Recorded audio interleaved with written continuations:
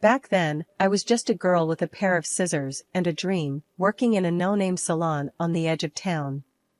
My life was as ordinary as they come, filled with small talk, hair dye, and the buzz of hair clippers. Then, he walked in, a regular Joe needing a trim, but that haircut was about to change everything. "Hey, got time for a walk-in?" he asked, poking his head around the door, casual, like he was just in the neighborhood. I glanced up, meeting his gaze for the first time. "Sure thing, take a seat." I motioned to the empty barber chair. He sauntered over, all easy confidence, and plopped down. "I'm Tom," he said, throwing me a grin that felt like it could melt the hardest of hearts. "Lydia," I replied, trying to sound cool and professional as I draped the cape over him. "So, what are we doing today? Just a trim, or are you looking to shake things up?" "Just a trim," he chuckled, his eyes meeting mine in the mirror. "Don't think I'm ready to shake up anything just yet." As I started cutting, we fell into easy conversation. Turns out, we both had a thing for old rock bands and crappy horror movies. Who would have thought, right? He had this way of talking, like he genuinely cared about what I thought. It was refreshing, made me laugh more than I had in a long time. "You know, you're the first hairdresser I've met who knows more about Zombie Island Massacre than I do," he joked, as I snipped away. I scoffed, playfully nudging his shoulder. "Please, that movie's a classic. Besides, it's not often I get a client who appreciates fine cinema." He laughed, that sound filling the small space between us, and I couldn't help but join in. By the time I was done with his hair, it felt like we'd known each other for years instead of minutes. "There, all set," I said, brushing off the last few hairs from his neck. "What do you think?" He studied his reflection, running a hand through his freshly cut hair, then flashed me another one of those killer smiles. "Looks great, Lydia. You've got magic hands." I felt a blush creep up my neck. "Thanks, Tom. That'll be $15. He handed over the money, his fingers brushing mine for a split second. "How about I take you out for a drink to say thanks? There's this dive bar around the corner, nothing fancy, but it's got character." I hesitated, not because I didn't want to go, but because it felt like stepping into uncharted territory. "I don't know." "Come on," he coaxed, his eyes twinkling with a mix of challenge and something softer. "When was the last time you did something spontaneous?" That night at the bar, Tom and I talked about everything under the sun, from our dreams to our favorite pizza toppings. Our casual dates quickly turned into something more. Nights out at the dive bar became cozy evenings in, cooking dinner together or binging on those crappy horror movies we both loved. Our banter was easy, full of laughs and those tough, no-bullshit conversations that only made us closer. "Lydia, I think this is it for me," Tom declared one evening, his usual playful tone replaced by something deeper, more serious. His sincerity took my breath away. "Tom, me too. I've never been this happy." Not long after, we decided to tie the knot. A couple of years down the line, our son, Alex, came into the world, making our small family feel complete. Watching Tom become a father was like falling in love with him all over again. Raising Alex was a wild ride, filled with laughter, late-night feeds, and learning on the fly. Tom and we were figuring it out as we went, leaning on each other through the sleepless nights and the baby milestones. Our little apartment was always a mess, toys everywhere, but it was our mess, our perfect little chaos. "Lydia, have you seen my socks?" Tom would holler from the bedroom, over the sound of Alex's giggles as I chased him around the living room. "In the drawer where they always are," I'd shout back, trying not to trip over the myriad of toys strewn across the floor. Life was good, simple but good. As Alex grew, so did our family dynamic. He was this bright, curious kid with a wild imagination and an even wilder energy level. Keeping up with him was a full-time job, but Tom and we tag-teamed it like pros. 30 years have passed at such a pleasantly insane pace. Then came the day Sarah walked into my salon. She was a breath of fresh air, with her easy smile and her way of making you feel like you'd been friends for years. As she sat in my chair, pouring her heart out about her recent breakup, I found myself genuinely caring about this girl, her story touching something in me. Men are trash, she huffed, a fire in her eyes as she recounted her tale of woe. I couldn't help but laugh, snipping away at her hair. Not all of them, surely. I got lucky with mine, but it took a few frogs to find my prince. She smiled at that, a real smile that reached her eyes. You give me hope, Lydia. It was during one of these sessions that Alex decided to drop by, something about needing to borrow money for God knows what. The moment he and Sarah met, it was like watching a live spark. They hit it off instantly, their chemistry undeniable. Mom, Sarah's cool, where'd you find her? Alex asked later, trying to sound nonchalant but failing miserably. In my chair, where else? I teased, knowing full well what was brewing between those two. Sure enough, they started dating, and it wasn't long before they were inseparable. Watching them together, it was like witnessing a whole new chapter beginning, not just for them, but for our family too. Their whirlwind romance led them down the aisle in no time, and Tom and I found ourselves welcoming Sarah into the family with open arms. Dad, I'm gonna marry her, Alex announced one day, a serious look on his face. Tom clapped him on the back, a broad smile spreading across his face. You've got my blessing, son.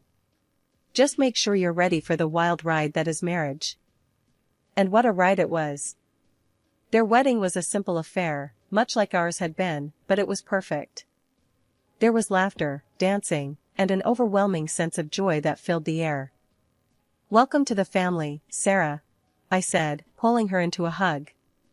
You're stuck with us now, for better or worse. She laughed, hugging me back. Wouldn't have it any other way, Lydia. Our family gatherings became the highlight of our weeks, filled with good food, great company, and the inevitable stories of Alex trying to impress Sarah with his not-so-impressive cooking skills. Mom, tell Sarah about the time I made that 3-course meal, Alex would say, puffing out his chest with pride. I'd exchange a knowing look with Sarah, then dive into the tale, embellishing here and there for comedic effect. Well, the fire department only had to come once, so I'd say it was a success. Everyone would burst into laughter, the sound and melody that filled our home with warmth and happiness. Life has a way of throwing curveballs, and ours came hurtling out of left field. Tom, my rock, the guy who'd been by my side through thick and thin, started acting off. It was little things at first, staying late at work, business trips that seemed to pop up out of nowhere. Tom, you're working late again? I'd ask, phone cradled between my ear and shoulder as I tried to juggle dinner prep. Yeah, babe, big project. You know how it is. His voice came through, tired but edged with something I couldn't quite place. I did know, or at least I thought I did. But then the late nights started stacking up, becoming more the rule than the exception. And the gym? Tom hadn't stepped foot in one since I'd known him, and suddenly he's all about fitness, talking about getting in shape like it was his new religion. One evening, as he laced up his sneakers, I couldn't hold back my curiosity. Since when do you care about hitting the gym? He chuckled, a sound that used to warm me, but now felt like it was skating over something colder. What, can't a guy want to look good for his wife? His words should have soothed me, but they didn't. There was a gap between us that words couldn't bridge anymore. Then there was Sarah, our son's wife, who'd been like a daughter to us. She was in on these family dinners, laughing and joking, yet I noticed she'd started spending more time on her phone, smiling at texts in a way that seemed off. Who's keeping you smiling like that? I asked her one afternoon as we cleared up after lunch. Just a friend from work, you know how it is, she replied, her gaze darting away from mine a little too quickly. Yeah, I know how it is, I echoed, a sinking feeling in my stomach.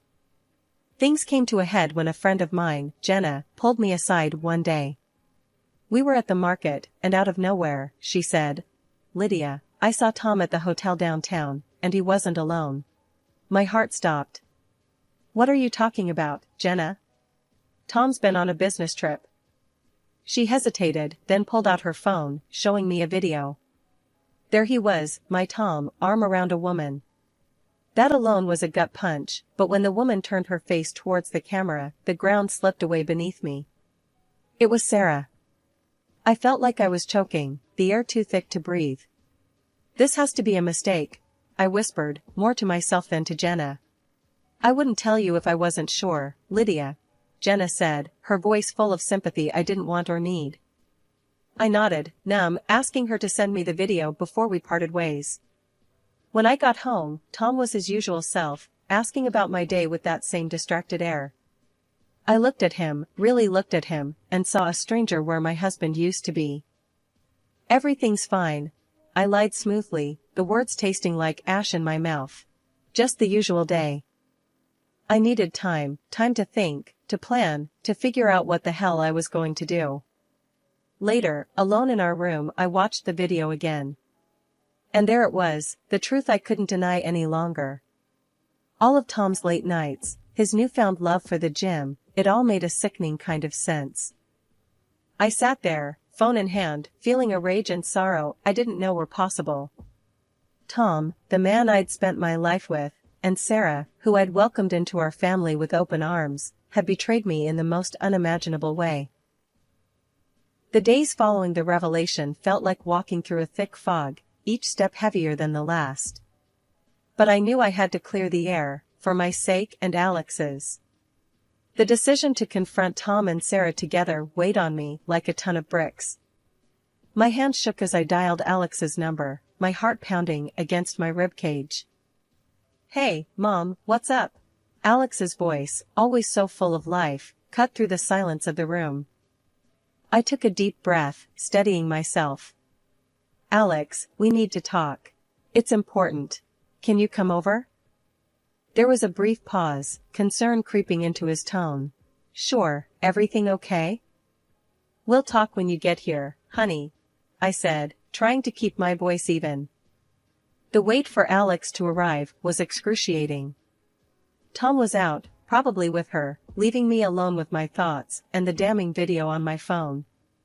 When Alex finally walked through the door, his brows were furrowed in worry. Mom? You're scaring me. What's going on? He asked, closing the door behind him. I motioned for him to sit down, my hands trembling as I passed him my phone. Watch this, I said, the words barely a whisper. Alex's confusion turned to shock, then horror as the video played out. He looked up at me, his eyes searching for an explanation, any explanation that could make this nightmare make sense. Mom, please tell me this isn't real, he begged, the pain in his voice a mirror of my own. It's real, Alex. I'm so sorry, I said, my voice breaking. We sat in silence, the weight of betrayal hanging heavy between us. After what felt like an eternity, Alex spoke up, his voice hardened with resolve. We need to confront them. Together, he said, and I nodded. There was no other way forward. The dinner table was set, a macabre stage for the unraveling of our family. Tom and Sarah arrived together, oblivious to the storm they were about to walk into. Their laughter grated on my nerves, but I kept my composure. Lydia, this looks wonderful, Sarah said, taking her seat with a smile that didn't reach her eyes. I forced a smile in return, waiting for Alex to signal he was ready. He gave me a subtle nod, and I knew it was time. Tom, Sarah, we have something to show you, I said, my voice steady despite the turmoil inside me. I played the video, watching their faces closely. Tom's expression crumbled, guilt washing over him. Sarah, on the other hand, looked defiant, even as her facade began to crack. This is nonsense. It's not what it looks like, Tom stammered, looking from me to Alex, desperate for any sign of belief. What, are you going to deny it? Even now? Alex's voice was cold, his anger palpable. Sarah finally spoke up, her voice laced with arrogance. What? Afraid of a little competition? The room went silent, the audacity of her words hanging in the air. Tom looked defeated, the reality of his actions finally dawning on him. Competition? Is that what I am to you? I asked, my heart breaking all over again. Alex stood up abruptly, his chair scraping against the floor. I want you out of my house, now. He directed at Sarah, his voice leaving no room for argument. She scoffed, her delusion seemingly boundless. We need housing. I'm entitled to half of this apartment and alimony. The room went silent for a moment, her words hanging in the air like a bad smell. Alex let out a harsh laugh, shaking his head. The apartment's mine, bought before we were married. You've got no claim to it, and forget about alimony after what you did. The showdown with Sarah was brutal, but clear-cut. She stormed out, her threats echoing hollowly behind her. But then, Tom turned to me, his expression shifting from guilt to something harder, colder. We need to talk about our property, he said, the words heavy between us. It needs to be divided. Our home, our life together for 30 years, reduced to mere assets, to be split. The pain of his betrayal was one thing, but this cold demand was another knife twist. So, this is it? After everything, all you care about is money? I asked, struggling to keep my voice from breaking. It's only fair. We built this together, so we split it, Tom replied, his voice void of the warmth I once knew. The divorce was nothing short of a soap opera, with more drama and screaming than I'd ever experienced in my life. Courtrooms aren't exactly the place for airing family secrets, but there we were, laying it all out for the judge to see. Tom had decided to throw in his lot with Sarah, his son's ex-wife, of all people. If you'd told me a couple of years ago that my life would turn into this mess, I'd have laughed in disbelief. After the judge banged that gavel for the last time, declaring us officially divorced, Sarah had the nerve to gloat. Guess you're on your own now, huh? Kinda old to find someone decent, she sneered, thinking she'd struck a nerve. I just smiled at her, shaking my head. Honey, if Tom's your idea of a decent man, I'm better off alone, I said, walking away with my dignity intact. Let her have Tom and all the headaches that came with him. I had bigger fish to fry. With my share of the property settlement, I bought a modest apartment in a quiet part of town. It was no palace, but it was mine, a fresh start. The rest of the money went into my dream, a beauty salon of my own. The day I opened the doors to the public, I felt a mix of nerves and pride. This is it, Mom. You're gonna knock 'em dead, Alex said, hugging me tight before the first customers walked in. And he was right. Word of mouth spread, and before I knew it, Lydia's Oasis was the go-to spot in town. The online reviews raved about the place, and my heart swelled with pride every time I read a new one. Alex's life took a turn for the better, too. He met Emily, a woman as far from Sarah as the moon is from the sun. When they got married, it was a small affair, full of love and laughter, the complete opposite of his first wedding.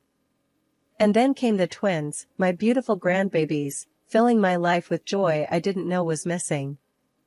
Babysitting duty, Mom. You up for it?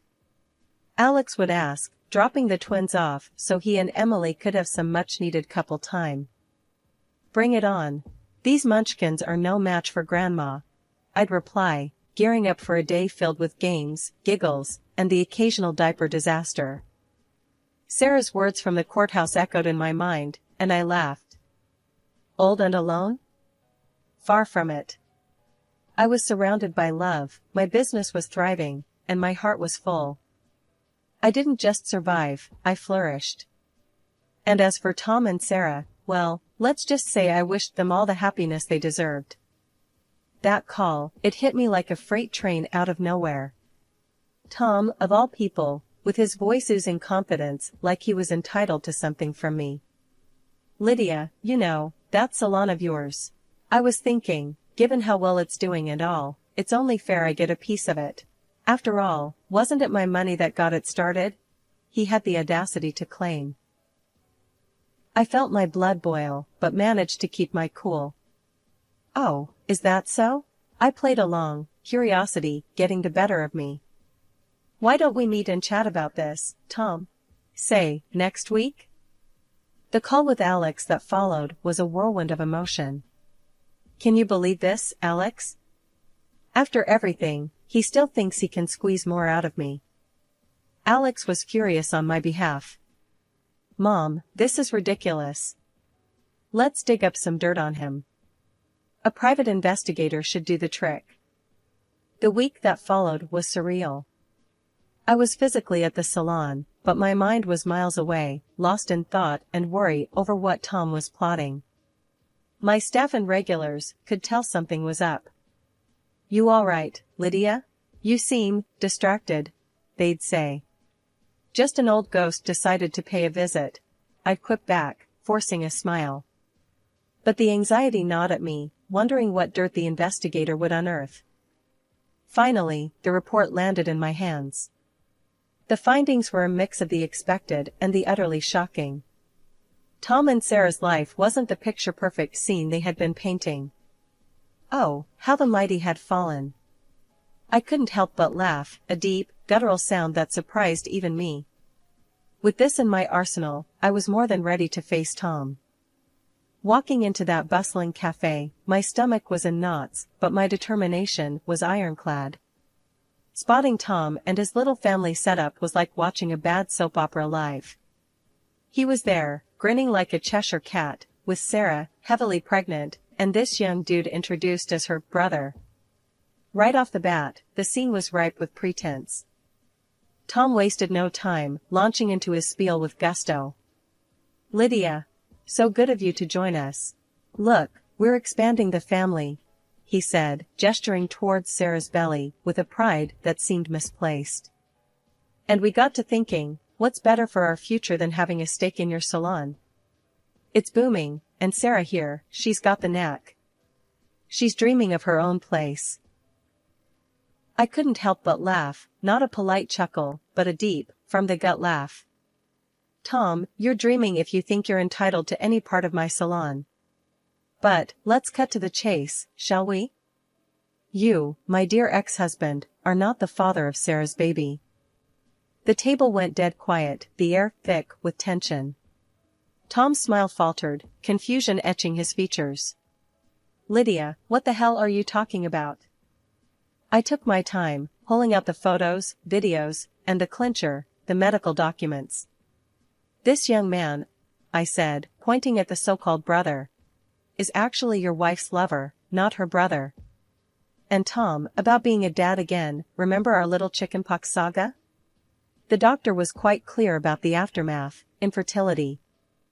Watching the color drain from Tom's face was, I admit, a guilty pleasure. Sarah's smugness evaporated, replaced by panic, while her brother looked ready to sink through the floor.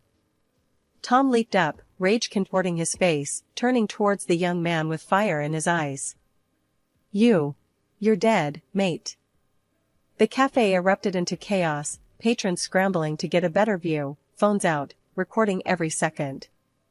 Sarah was shrieking, her brother trying to defend himself, and Tom looking like he wanted to tear the world apart. I stood, my voice cutting through the mayhem. "I've had enough of this circus. You three deserve each other." I didn't wait for a response, didn't look back to see the aftermath of the bomb I'd dropped. Walking out of that cafe, the air never tasted sweeter, the sun never shone brighter. After the cafe showdown, life seemed to pick up speed, barreling towards a future I was eager to meet head-on. One morning, as I unlocked the salon's door, I was greeted by the familiar faces of my staff, each one a key player in my journey to rebuilding my life. "Morning, boss lady. Ready to conquer the day?" Jenny, my top stylist, called out with a grin. I chuckled, flipping the sign to open. "With you lot by my side? Always." The day was a whirlwind of snips and styles, laughter and gossip, the kind of day that reminded me why I'd fallen in love with this business in the first place. As we were closing up, Alex and Emily stopped by, the twins in tow, their faces smeared with what looked suspiciously like chocolate. "Grandma, look what we made at school today," one of the twins, Mia, exclaimed, holding up a drawing that was more abstract than anything. I crouched down to their level, pulling them into a hug. "This is going straight on the fridge, my little artists." Alex watched us, a soft smile on his face. "You're doing amazing, Mom. I'm proud of you." I stood up, ruffling the twins' hair. "We're doing amazing, Alex. This family, this life, it's more than I could have asked for. That night, as I sat on my balcony, watching the sunset paint the sky in hues of orange and pink, I couldn't help but feel grateful. Grateful for the struggles that had shaped me, for the betrayal that had tested me, and for the love that had seen me through. Tom and Sarah were now just footnotes in my story, a story that was far from over. I had chapters yet to write, adventures yet to embark on, and love yet to give. The dawn of a new day had never felt so sweet, so full of promise.